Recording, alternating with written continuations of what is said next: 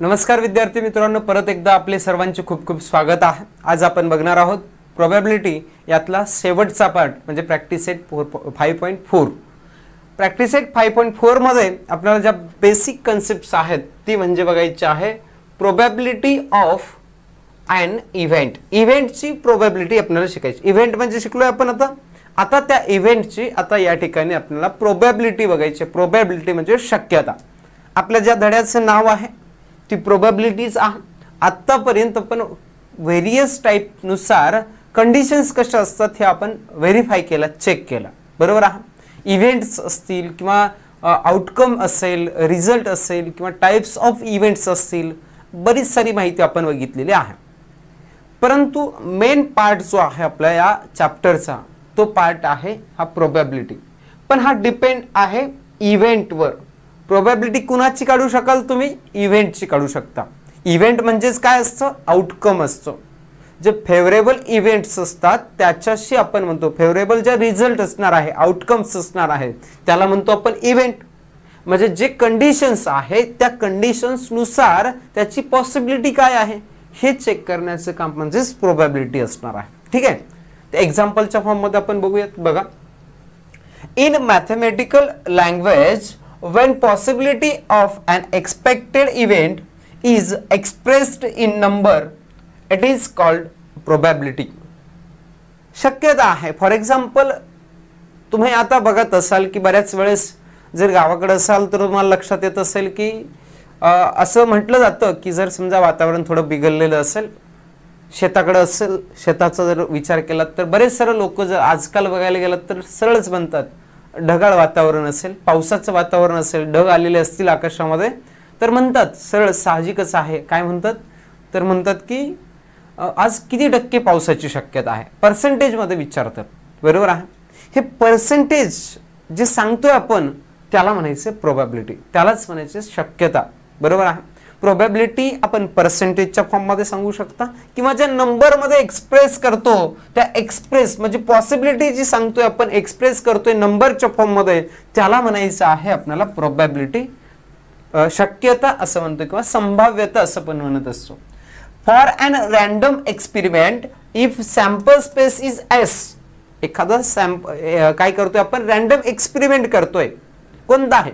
Toss टाकण्याचा असू द्या, डायचा असू द्या किंवा जे काही आपला कॅट आहे किंवा पॅक आहे प्लेइंग कार्डचा, बरोबर आहे। त्याच्यामध्ये 52 कार्ड्स असतात।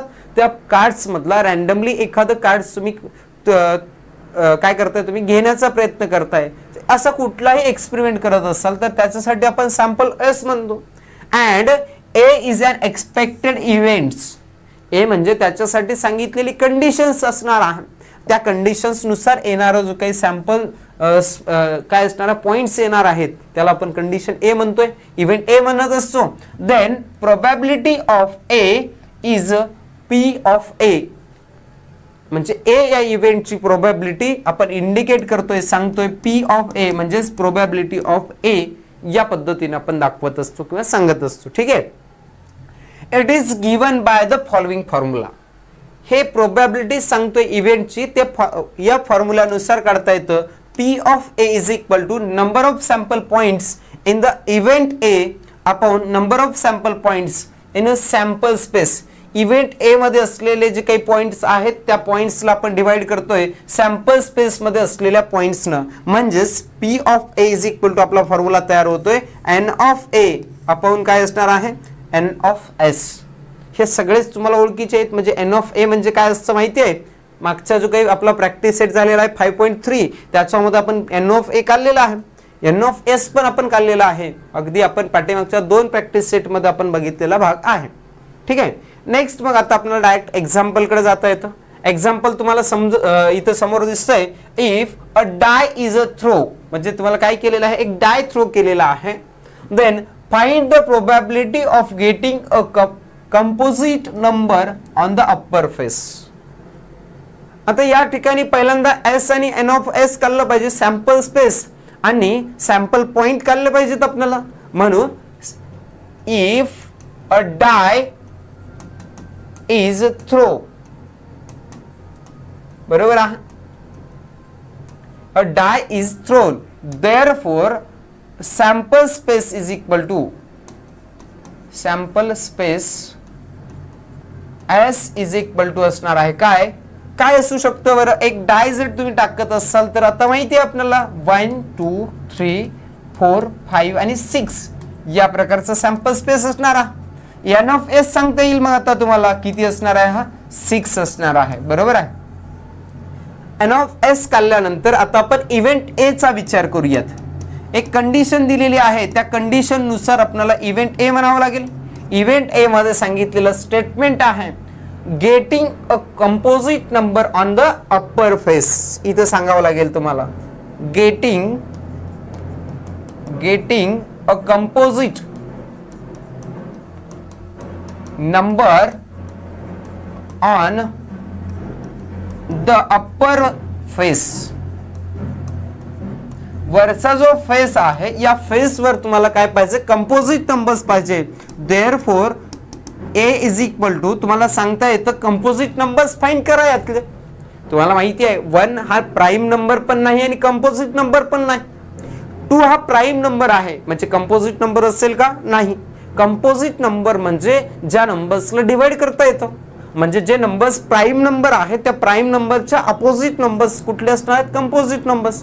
म्हणजे या ठिकाणी प्राइम नंबर आहे तुमचा 2 3 आणि 5. 1 हा कंपोजिट ही नाही आणि प्राइम पण नाही. मग राहिले कोणते हो 4 आणि 6 राहिलेत. म्हणजे या ठिकाणी ए इज इक्वल टू 4 आणि 6 दोन लिहावं लागतील. म्हणजेच एन ऑफ ए किती असेल हो एन ऑफ ए स्टार आहे आपला 2.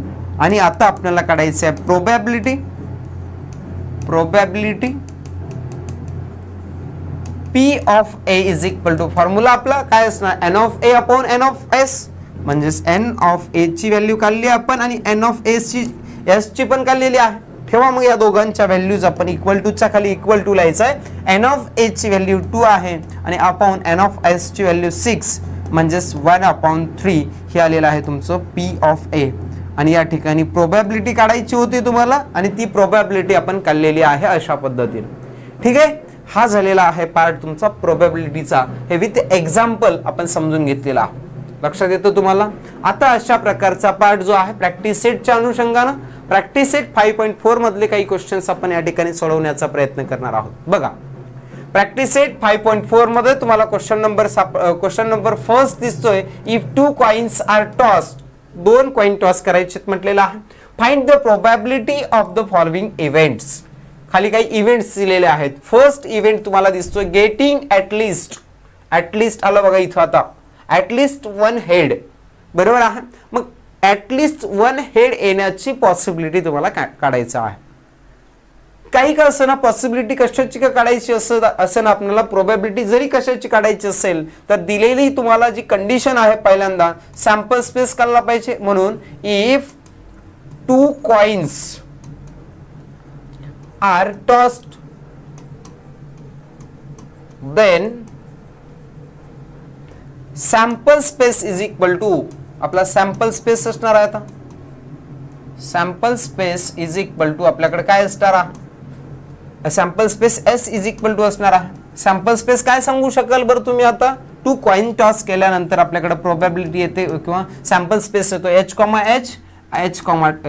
टी टी एच आणि टी टी या पद्धतीनं याचा सॅम्पल स्पेस आलेला आहे. मग S N of S is equal to सांगता येईल किती येतोय तुमचा 4 येतो. हे झाला तुमचा सॅम्पल स्पेस आणि नंबर ऑफ काय आहेत सॅम्पल स्पेस मध्ये असलेले सॅम्पल पॉइंट आपण सांगण्याचा प्रयत्न केलेला आहे. देन नेक्स्ट आता इव्हेंट फर्स्ट म्हणजे ए चा विचार करूयात. Event A is equal to आपल्याला काय सांगितलेलं आहे गेटिंग ऍटलिस्ट. याचा अर्थ लक्षात आल्यानंतरच तुम्हाला इव्हेंट ए लिहिता येईल. Getting at least 1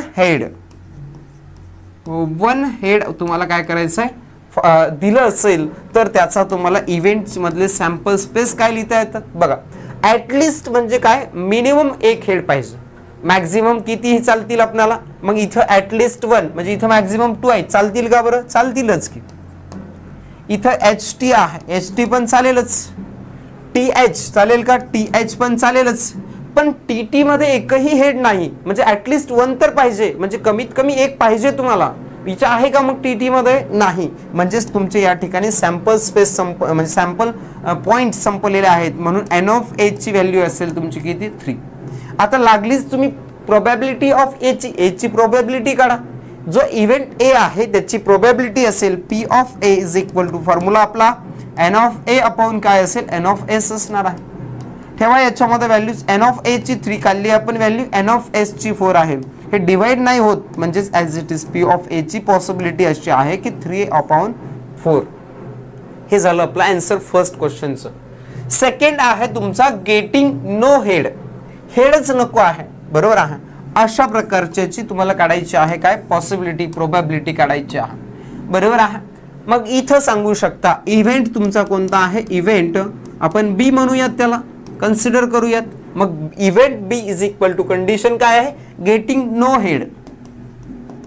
getting no head, हेडच नसलेला तुम्हाला काढायची आहे probability. Therefore and B is equal to तुम्हाला त्याच्यामधले सॅम्पल पॉइंट सांगता येतात. हेड नसलेला पॉइंट असेल तुमचा टी टी, म्हणजेच टी टी आपण लिहू शकता. आणि देअरफॉर एन ऑफ बी ची व्हॅल्यू तुम्हाला या ठिकाणी सांगता येईल ती किती येईल? 1. एन ऑफ बी आलेला आहे, म्हणजेच तुम्हाला आता पी ऑफ ए चा बी चा फॉर्म्युला वापरता येईल. P of B is equal to N of B upon N of S. N of B ची व्हॅल्यू 1 काढली आहे, म्हणजे एन ऑफ एस ची आपल्याकडे किती आहे? 4 आहे. आणि त्याच्यामुळे प्रोबॅबिलिटी ऑफ बी इव्हेंटची किती असणार आहे? 1/4. अशा पद्धतीने आपल्याला प्रोबॅबिलिटी हे काढता आलं पाहिजे. म्हणजे सेम आहे, फक्त आपण पाठीमागचं 5.3 मध्ये जे शिकलं तेच आहे, फक्त एक्स्ट्रा काय होतोय आता याच्यामध्ये? हा प्रोबॅबिलिटी आपण खालची फॉर्म्युल्यामध्ये व्हॅल्यूज ठेवतोय, बाकी काहीही नाही नवीन, बरोबर आहे. त्याच्यामुळे सिंपल अशा प्रकारचे क्वेश्चन्स या ठिकाणी तुम्हाला आहेत. नेक्स्ट आहे क्वेश्चन नंबर 2. क्वेश्चन 2 मध्ये दिलेली इन्फॉर्मेशन बघूयात आपण. If 2 dice are rolled simultaneously, 2 dice काय केलेले आहेत? रोल केलेले आहेत. Find the probability of the following events. आता आपल्याला लक्षात यायला पाहिजे 2 डाय टाकलेले आहेत. 2 डायस टाकल्यानंतर तुम्हाला जी मिळणारी प्रोबॅबिलिटी म्हणजे सॅम्पल स्पेस आहे तो किती येणार? 1,1, 1,2, 1,3, 1,4 अशी भरपूर सारे पॉइंट्स येणार आहेत. म्हणजेच मी डायरेक्ट लिहितो तुम्हाला इथं 1,1 या प्रकारे येणार आहेत. आणि तो लास्ट पॉइंट काय असणार आहे तुमचा? 6,6, बरोबर आहे. या पद्धतीने असेल. हे मध्ये तुम्हाला बरेच सारे लाईन्स येतील. आणि एन ऑफ एस ची व्हॅल्यू तुम्हाला कळते किती आहे? 36. हे वेळ आपला कमी होण्यासाठी आपण हे केलेलं आहे. पण तुम्हाला लिहायचे आहेत हे पॉइंट्स 1,1, 1,2, 1,3, 1,4, 1,5, 1,6. सिमिलरली 2,1, 3,1, 4,1, 5,1, 6,1 या 6 पण लाईन्स तुम्हाला कंप्लीट करायच्या आहेत. ठीक आहे. नेक्स्ट आपण पुढे जाऊयात. आता डायरेक्ट काय म्हटलेलं आहे? Find the probability of following events म्हटलेला. इव्हेंट्स तुम्हाला इथं दिलेला आहे. थोडं आपलं लिहिलेलं इथं बघा. इव्हेंट्स काय आहे आपण बघूयात. इव्हेंट नंबर 1 जो आहे तो आपल्याकडे इथं समोर लक्षात येतं की the sum of the digit on the upper faces is at least 10. बघा सेम आहे क्वेश्चन. पाठीमागे जो बघितला होता आपण प्रॅक्टिस सेट 5.3 मध्ये अगदी तोच आहे. ॲटलिस्ट 10 पाहिजे. ते सोडवत असताना ए इव्हेंट तुम्ही काढला होता. तुम्हाला लिहायचं बरं का हे इथं. आपण डायरेक्ट लिहितोय आता याचे आन्सर. ॲटलिस्ट 10 असण्याची पॉसिबिलिटी किती आली होती? 4. म्हणजे पहिल्यांदा स्टार्टिंगला 3,6 हे 9 होत होतं. म्हणजे पहिला पॉइंट आला होता तुमचा 4,6 हे 10 होतं. ॲटलिस्ट म्हटले म्हणजे कमीत कमी 10. मग एक आला 4,6. दुसरा होता 5, किती होता? 5,5 10 आणि 5,6 हे 11 होतात. देन नेक्स्ट 6 लिहिलं होतं आपण 4 10. 6 लिहिता येतं तुम्हाला 5 आणि 6 लिहिता येतं तुम्हाला 6. हे ॲटलिस्ट म्हणजे 10 तर आहेत किंवा 10 पेक्षा जास्त चालतात. कमीत कमी 10 तर पाहिजे. ॲटलिस्टचा अर्थ असा होतो. आणि त्या ठिकाणी एन ऑफ ए ची व्हॅल्यू तुम्हाला मिळेल ती असेल की 1 2 3 4 5 6. 6 आहेत म्हणजेच पी ऑफ ए या ठिकाणी लक्षात येईल तुम्हाला. एन ऑफ ए अपॉन किती असेल? एन ऑफ एस ठेवा याच्यामध्ये व्हॅल्यू 6/36 म्हणजेच 1/6 1/6 ही काय असणार आहे? ए या इव्हेंटची प्रोबॅबिलिटी असणार आहे. पहिला इव्हेंट झाला आपला, सेकंड इव्हेंटचा आपण विचार करूयात. सेकंड जो इव्हेंट दिलेला आहे तो या ठिकाणी आपल्याला सांगितलेला आहे की the sum of the digit on the upper faces is 33. 33 sum कधी येणार आहे बरं, ऍडिशन 33 कधी येऊ शकते, तर बघा पहिल्यांदा आपल्याला ऍडिशन हे बघा 6,6 हे ग्रेटेस्ट नंबर आहेत, बरोबर आहे. याच्या लहान आहेत का बरं आपल्याकडं 5,4 आहे, 5,6 आहे, सगळे लहान आहेत, पण सगळ्यात ग्रेटेस्ट जे आहेत ते 6,6 आहेत. आणि या दोघांची ऍडिशन होतं किती बरं, 6 + 6 12 होतात, बरोबर आहे. 12 जर होत असतील तर 12 ची ऍडिशन 33 ची जर कम्पेअर केलं तर खूप फरक आहे. मग 33 असू शकते का बरं, तर असणारच नाही. म्हणजे इव्हेंट बी चा ज्यावेळेस तुम्ही विचार करता त्यावेळेस बी मध्ये असलेले जे काही सॅम्पल पॉइंट आहेत ते एकही येणार नाही, म्हणजे एम्प्टी येणार आहे तुमचा इव्हेंट बी. आणि देअरफॉर एन ऑफ बी ची व्हॅल्यू तुमची 0 असणार आहे, कारण तुम्हाला असा एकही पॉइंट भेटलेला नाही या कंडिशन मध्ये. आणि therefore probability of B is equal to किती असणार आहे, 0/36. म्हणजेच एन ऑफ ए आपल्या फॉर्म्युल्यानुसार एन ऑफ बी अपॉन किती असणार आहे, एन ऑफ एस असणार आहे. याच्यामध्ये व्हॅल्यू ठेवला तर 0/36. 0च्या डिनॉमिनेटर मध्ये जर कोणताही नंबर असेल तर त्याची व्हॅल्यू किती 0च असणार आहे. म्हणजे या प्रोबॅबिलिटीची म्हणजे प्रोबॅबिलिटी किती आहे, या इव्हेंटची येण्याची 0 प्रोबॅबिलिटी आहे. येते लक्षात. हे झालेला आहे तुमचा क्वेश्चन नंबर, म्हणजे यातला सब क्वेश्चन 2 आपण सोडवलेला. द नेक्स्ट लास्ट आहे याच्यातला, the digit on the first die is greater than the digit on second die. पहिल्या याच्यापेक्षा तुम्हाला डाय मधला जो काही इव्हेंट आहे त्यातला काय आहे, इव्हेंट सी मध्ये तुम्हाला सांगितलेला आहे. सी साठी काय दिलेला आहे, फर्स्ट डाय इज ग्रेटर. पहिला डाय, आता दोन माहिती आहेत आपल्याला, 1,1 असं येतं, तर तुम्हाला पहिला मोठा आहे असं सांगितलं. आता 1,1 असेल, 1,2 असेल, 1,3 असेल, 1,4, याच्यामध्ये पहिला सगळ्यात लहानच आहे दुसऱ्यापेक्षा, बरोबर आहे. आपल्याला काय पाहिजे, पहिला ग्रेटर असला पाहिजे. जसं की 1,2 हे आहे का, हे ग्रेटर आहे का, नाही, चुकीचं आहे. पण आपल्याला बरोबर असलेले काय करायचे, first die is greater than the digit on second die. For example 2,1 आहे, इथे निश्चित हा 2 मोठा आहे, म्हणजे असे तुम्हाला पॉइंट शोधायचे. म्हणजेच मी इथे लिहितोय बघा, पहिला आहे 2,1. 2,2 चालेल का हो, इक्वल आहेत ते दोन्ही, म्हणजे चालणार नाहीत. आता 2,3 सेकंड मोठा होत जातोय, आपल्याला सेकंड नाही फर्स्ट मोठा पाहिजे. मग आता 3 कडे जावं लागेल आपल्याला, आणि 3 मध्ये 3,1 असेल, 3,2 असेल, बरोबर आहे. सिमिलरली आता इथं पण काय असणार, 3,3 म्हणजे इक्वल झाला. आता ग्रेटर कोणता होत जाणार आहे, सेकंड नंबरचा ग्रेटर होणार आहे, म्हणजे येणार नाहीत पुढचे. मग आता आपल्याला इथं 3 ची लाईन संपली, 4 च्या लाईन कडे जावं लागेल. 4,1, 4,2, 4,3 इथपर्यंतच लिहावं लागेल. 4,4 इक्वल होतं म्हणजे नाही जमणार आपल्याला. त्याच्यानंतर 5 ची लाईन, म्हणजेच 5,1, 5,2, 5,3, 5,4, 5,5 चालेल का, नाही. परत मग आपल्याला 6 च्या लाईन कडे 6,1, 6,2, 6,3, 6,4 आणि 6,5 इथपर्यंतचा पार्ट आपल्याला या ठिकाणी लिहावा लागेल. म्हणजेच तुम्हाला लक्षात आलं असेल आता, फर्स्ट नंबरचा जो डाय आहे त्याच्यावरचा जो नंबर आहे सेकंड पेक्षा ग्रेटर आहे. 3,1, 3,2, 2,1 असेल, 4, सगळ्यामध्ये फर्स्ट डिजिट ग्रेटर आहे सेकंड डिजिट पेक्षा. आणि देअरफॉर एन ऑफ सी तुम्हाला या ठिकाणी मिळालेला आहे. मोजात आहे 1, 2, 3, 4, 5, 6, 7, 8, 9, 10, 11, 12, 13, 14, 15 हे आलेलं आहे 15. आणि त्या therefore probability of C is equal to N of C upon किती असणार आहे, P of C, sorry N of S असणार आहे आपला. ठीक आहे, ठेवा याच्यामध्ये व्हॅल्यू. एन ऑफ सी ची व्हॅल्यू 15 आहे अपॉन एन ऑफ एस ची व्हॅल्यू किती आहे 36. दोन्ही 3 ने डिवाइड होता येतं, बरोबर आहे. 3 5 जा 15, 3 1 जा 3, 3 2 जा किती असणार आहे 6, म्हणजे 5 upon P of C is equal to 5 upon किती असणार 12. प्रोबॅबिलिटी किती असलेली आलेली आहे मग सी या कंडिशनची किंवा सी या इव्हेंटची आपली प्रोबॅबिलिटी 5/12 अशा पद्धतीने येणार आहे. ठीक आहे, या पद्धतीने आपण हा क्वेश्चन इन डिटेल बघितलेला आहे. देन नेक्स्ट पुढे जाणार आहोत आपण. आता पुढचा म्हणजे 5th नंबरचा क्वेश्चन तुमच्या समोर आहे.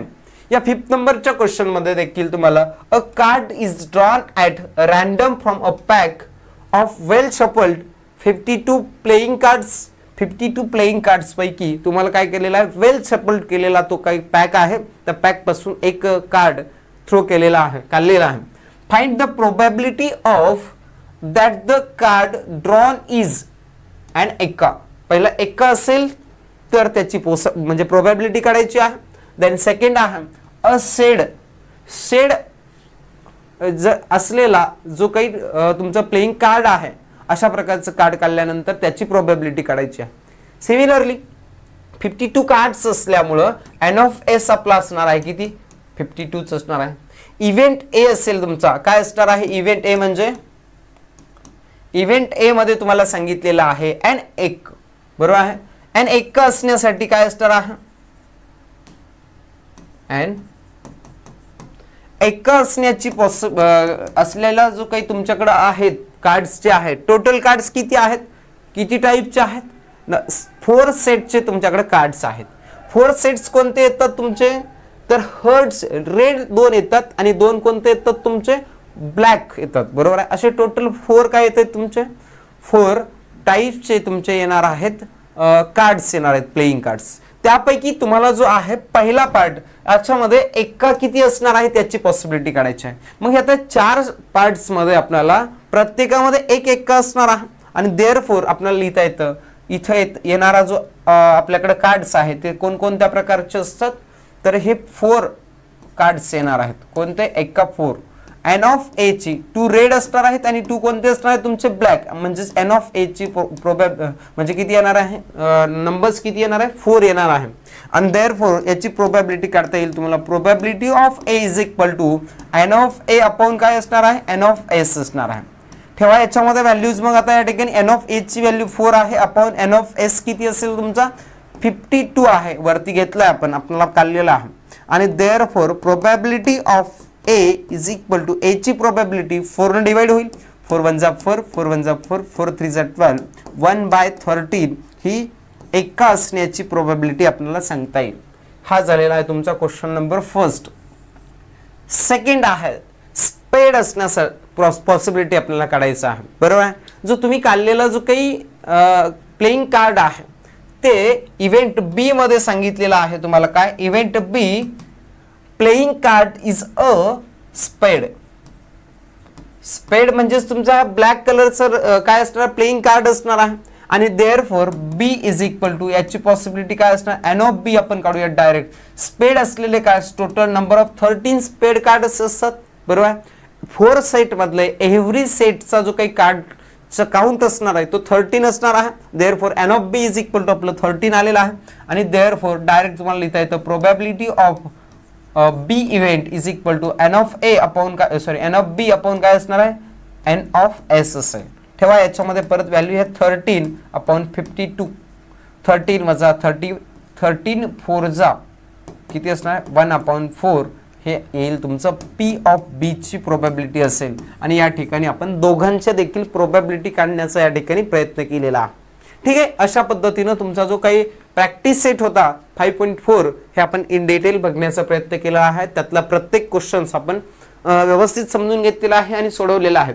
Check your class. इथं परत तुम्हाला आपण क्वेश्चन्स देण्याचा प्रयत्न केलेला आहे. काही क्वेश्चन्स तुम्हाला दिलेले आहेत इथं बघा, हा इम्पॉर्टंट क्वेश्चन्स आहे. याच्यामध्ये प्रोबॅबिलिटी बद्दल आपण सांगतोय. प्रोबॅबिलिटी ही एव्हरी टाइम, प्रत्येक वेळेस प्रोबॅबिलिटी ही 0 तर असेल किंवा 0 पेक्षा जास्त असतो, बरोबर आहे.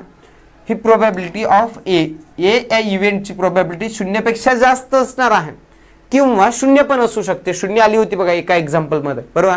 किंवा दुसरी काय पॉसिबिलिटी, 1 पेक्षा लहान किंवा 1 असू शकते, 1 असू शकणार आहे किंवा 1 पेक्षा लहान असणार आहे. याच्या व्यतिरिक्त 1 पेक्षा जास्त ही प्रोबॅबिलिटी येऊ शकत नाही. आणि त्याच्यामुळे प्रोबॅबिलिटी ऑफ एफ इथे सांगितल्याप्रमाणे ऑप्शन नंबर 3 तुमचा करेक्ट असणार आहे. आणि या प्रकारे तुम्हाला क्वेश्चन पेपर मध्ये प्रश्न असू शकतो. त्यामुळे आपण हा प्रश्न या ठिकाणी घेण्याचा प्रयत्न केलेला आहे. तर next, which of the following option shows the highest probability. कोणाची प्रोबॅबिलिटी जास्त आहे म्हटलेलं. आता हे 0 आणि 1 मध्ये सांगितलेलं आहे का नाही, हे म्हणजे पर्सेंटेज मध्येच आहे बघा. हे 58% असं असू शकतं का बरं? तर 100% असणार आहे. आता 4/5 म्हणजे याला पण तुम्ही 100 करू शकता किंवा पर्सेंटेज मध्ये लिहू शकता. म्हणजेच या 4/5 ला तुम्ही मल्टिप्लाय बाय 100 येण्यासाठी काय करावं लागेल? कितीनं मल्टिप्लाय करावं लागेल? 20 न मल्टिप्लाय करावं. आणि याला पण कितीनं करावं लागेल? 20 न. हे होईल तुमचं 80 होईल. 4 × 2 80 अपॉन किती आलेला आहे? 100. 100 अपॉन मध्ये असेल तर त्याला तुम्ही 80% मध्ये लिहू शकता. बरोबर आहे, म्हणजे पर्सेंटेज मध्ये कन्वर्ट केलं. सिमिलरली आपल्याला याला पण पर्सेंटेज मध्ये पॉइंट मध्ये आहे, म्हणजे तुम्हाला याला काय करावं लागेल? पर्सेंटेज मध्ये लिहायचं असेल तर तुम्ही याला हे किती करू शकता? 100 न मल्टिप्लाय, म्हणजे तुम्हाला किती होणार आहे? 0.83. याला पर्सेंटेज मध्ये कन्वर्ट करण्यासाठी याला तुम्हाला मल्टिप्लाय करावं लागेल 100 न. बरोबर आहे, म्हणजे इथं डिनॉमिनेटर काही नाही म्हणजे 1 आहे. आणि हा पॉइंट काढून टाकण्यासाठी 2 0 न मल्टिप्लाय करावं लागेल तुम्हाला. आणि 2 न जर मल्टिप्लाय केला तर इथं 1 × 100 इकडे पण होईल 100 न मल्टिप्लाय. आणि दोघांचे इथले 2 पॉइंट्स पुढे जातील 100 न मल्टिप्लाय केल्यानंतर. 83 अपॉन इथं डिनॉमिनेटर मध्ये 100 लिहिले. आणि 83 अपॉन 100 अपॉन मध्ये 100 आहे, याचा अर्थ हे 83% मध्ये असणार. हे तर पर्सेंटेज मध्येच आहे.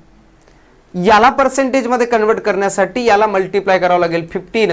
याला 50 न म्हणजे वरती पण 50 × 2 म्हणजे 100 आलं डिनॉमिनेटर मध्ये आणि वरती 50 आलेला आहे, म्हणजे हे आलेलं आहे 50%.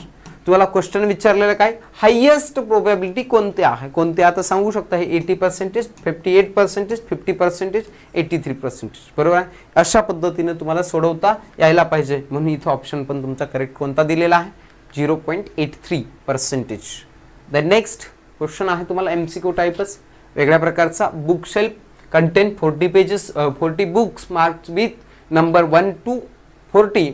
If one book is drawn from this shelf at random, then the probability of that number on the book is a perfect square is. प्रोबॅबिलिटीचा स्क्वेअर काढायचा आहे तुम्हाला, तो येईल तुम्हाला 3/20. ठीक आहे, चेक करू शकता तुम्ही. या पद्धतीने तुम्हाला सांगितलेलं आहे. तर नेक्स्ट पुढचा एक क्वेश्चन आहे. इथं तुम्हाला एम्प्टी स्पेस कंप्लीट करायचा आहे, तो तुम्ही करू शकाल.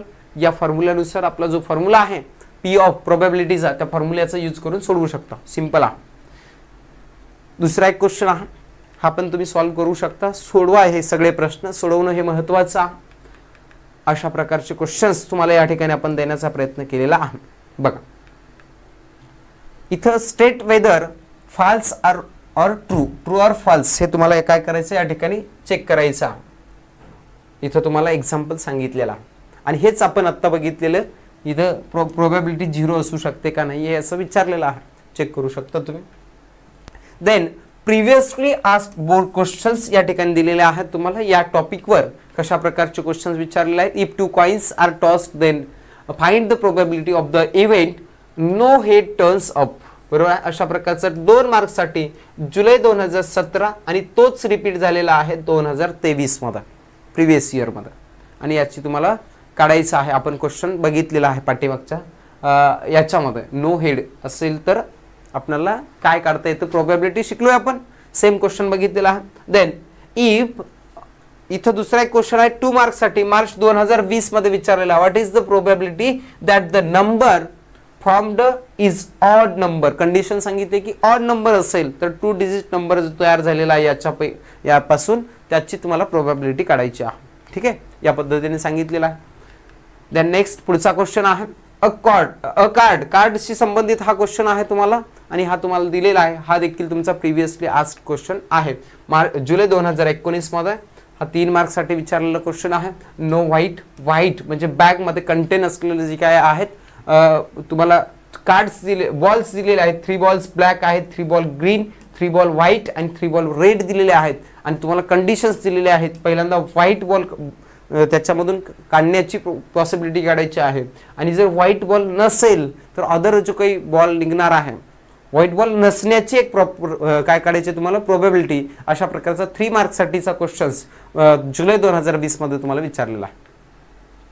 अशा प्रकारचा जो पार्ट होता प्रोबॅबिलिटी मध्ये असलेले जे काही बेसिक कन्सेप्ट पासून टोटल आपण जे प्रोबॅबिलिटी हा प्रॅक्टिस सेट 5.4 पर्यंतचा जो डिटेलमध्ये क्वेश्चन सहित आपण जे काही प्रश्न बघितलेले आहेत ते सगळे डिटेल आपण बघण्याचा प्रयत्न केलेला आहे. अगदी त्याच पद्धतीचा भाग आपण लवकरच घेऊन नेक्स्ट चॅप्टरमध्ये आपण भेटूयात. या ठिकाणी आपला हा प्रोबॅबिलिटी हा जो चॅप्टर आहे तो आपण इथं संपला असं म्हणायला काही हरकत नाही. या ठिकाणी थांबूयात. धन्यवाद.